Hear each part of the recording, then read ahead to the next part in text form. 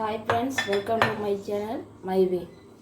நாங்கள் இன்றைக்கி பார்க்க போகிறது என்னென்னா, நல்ல முறுமுறுண்டு உளுந்தில் இப்படி உளுந்து வடை செய்கிறது, உளுந்து வடை சுடுறது அப்படின்னு சொல்லி பார்க்க போகிறேன்.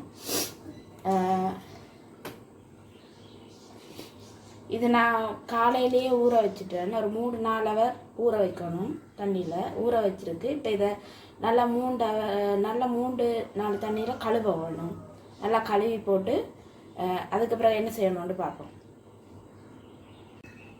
இதை 3 தண்ணியால் கழுவி கொண்டு வந்தாச்சு. நல்லா பார்த்து கழுவுங்க ஃப்ரெண்ட்ஸ். சில உளுந்துகளில் இந்த பூச்சி அதுகள் இருக்கும். அதனால் நல்லா 3 தடவை 4 தடவை வாஷ் பண்ணுறது நல்லா. இதை வாஷ் பண்ணி எடுத்துட்டு இதை நல்லா கிரைண்ட் பண்ணணும். நல்லா மாவு மாதிரி வர்ற அளவுக்கு, இட்லி மாவு மாதிரி வர்ற அளவுக்கு கிரைண்ட் பண்ணணும்.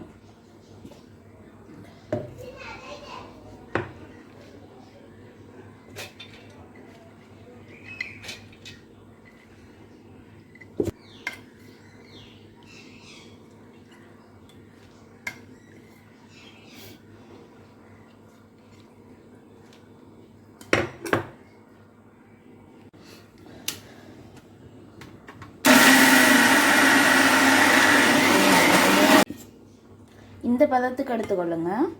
அரைச்சி கட்டியாண்டா நிறைய தண்ணி விடாமல் இப்படி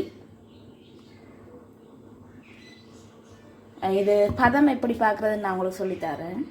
இப்படி ஒரு டிஷ்ஷில் தண்ணி ஒன்று எடுத்துக்கொள்ளுங்க. கொஞ்சம் தண்ணி எடுத்து போட்டு நீங்கள் அரைச்சி வச்சுருக்கிற மாவில் கொஞ்சம் மாவை எடுத்து போட்டு உருட்டி போட்டு இதில் போடுங்க.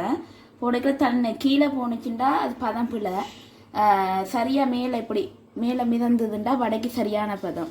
தெரியாதவங்க முதல் சுடுறவங்களுக்கு இது ஒரு இதாக இருக்கும், உதவியாக இருக்கும். நீங்கள் இப்படி ஒர்க்க செய்து பாருங்கள். அரைச்சி எடுத்தாச்சு. இப்போ இதுக்குள்ள என்னென்ன ஆட் பண்ணணும்னு பார்ப்போம்.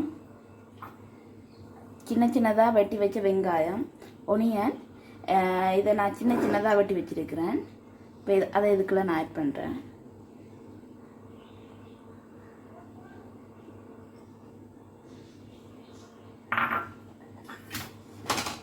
பச்சை மிளகாய், குழந்தை பிள்ளைகள் இல்லாதவங்களோட வீடுகளில் இந்த மூட்டை மிளகான்னு சொல்லுவாங்க, மூட்டை கொச்சிக்காய், அதையும் ஆட் பண்ணலாம்.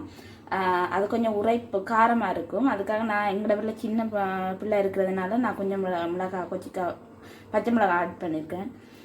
மற்றது இது கருவேப்பிலை, இதையும் நான் சின்னதாகவே வெட்டி வச்சுருக்கிறேன். என்னென்னு சொன்னால் அந்த வாயில் கடி முழுசாக இருந்தால் வாயில் கடி படைக்கல இதாக இருக்கும். இது இப்படி வெட்டி போட்டால் சாப்பிட்ருவாங்க, ஸ்கிப் பண்ணாமல் அதை சாப்பிட்ருவாங்க. அதனால்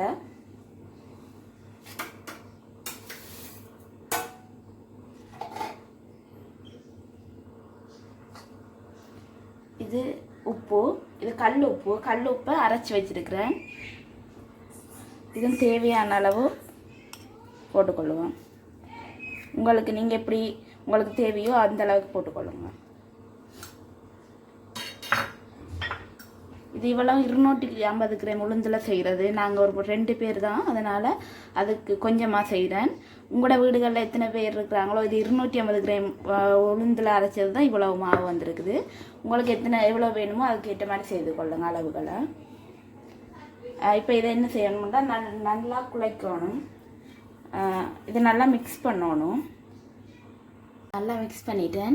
நீங்களும் இப்படி நல்லா மிக்ஸ் பண்ணிக்கொள்ளுங்க. கையால் மிக்ஸ் பண்ணுறது நல்லா, கையால் மிக்ஸ் பண்ணிங்கன்னா நல்லா மிக்ஸ் ஆகும்.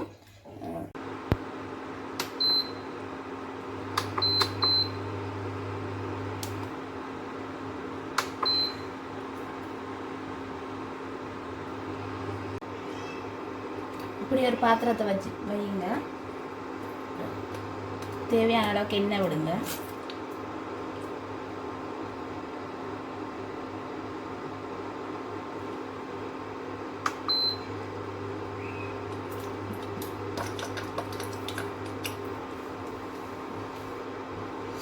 நல்லா எண்ணெய் சூடாகட்டும். சூடான பிறகு இந்த வடையை எப்படி தட்டி போடுறேன்னு பார்ப்போம்.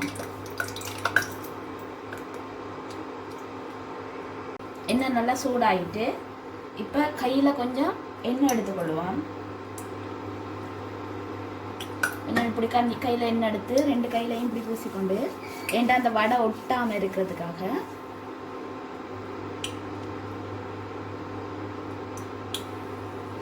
இப்படி கையில் வச்சுக்கொள்ளுங்க. இப்படி நடுவில் ஓட்டை போட்டுக்கொள்ளுங்க.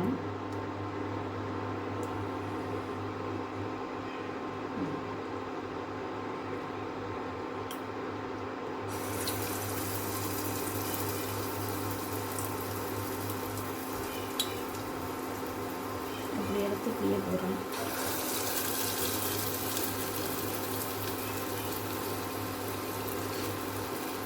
இப்படி ஒரு கையாலையும் இப்படி இது பண்ணி போட்டு போடலாம். போட ஏழுண்டவங்க போடுங்க.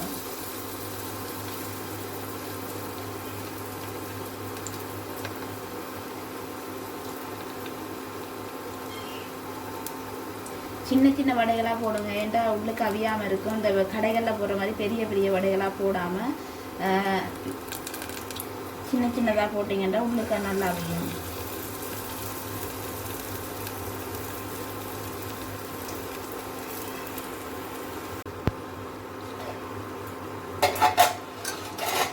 இப்படி ப்ரௌன் கலராக வந்த உடனே எடுங்க.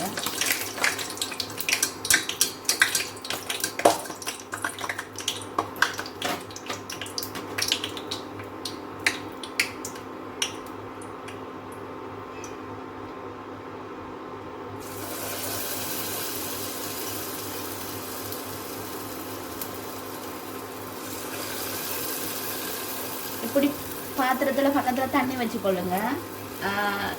எது அவசரம் டக்குண்டு போட்ட உடனே கையை கழுவுறதுக்கு உதவியாக இருக்கும். உங்களுக்கு பக்கத்துலேயே தண்ணி வச்சுக்கொண்டீங்களா.